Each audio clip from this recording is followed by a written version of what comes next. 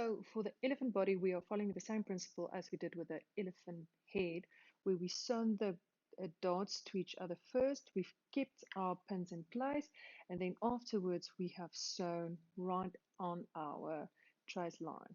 Okay, once again, you can trim all the excess fabric where you know it's going to go in rounds. Just trim it a bit. Be careful not to cut your stitching. So there you have your elephant body and your elephant head ready for stuffing.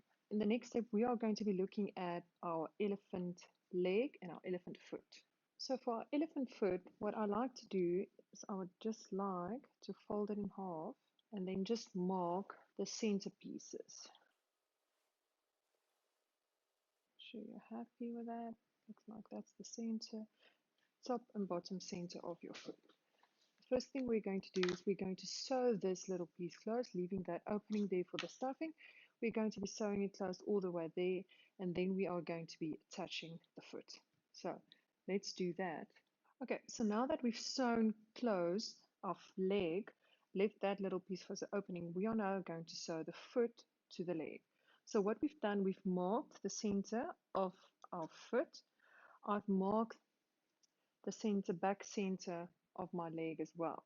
So what I'm now going to do is with the right sides facing each other, I'm going to be lining up these two little marks, and that is where I'm going to start to sew my foot. So you can pin that in place if you want to.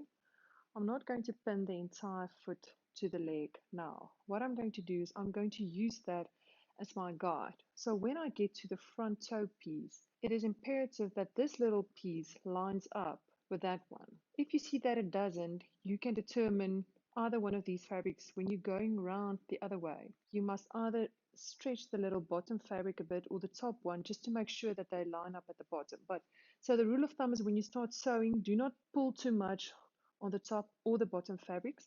Use that as your guide when you get to the toe piece to make sure that it lines up.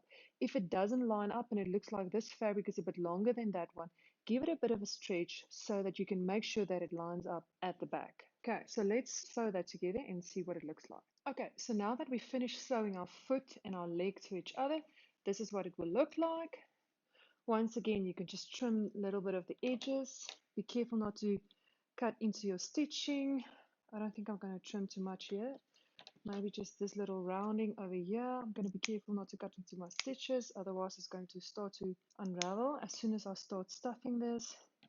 Then we've got a little opening for the stuffing. The same with the arm. We've sewn this closed, left that little opening there for the stuffing, and now we can just turn everything inside out and then you are ready for the next step.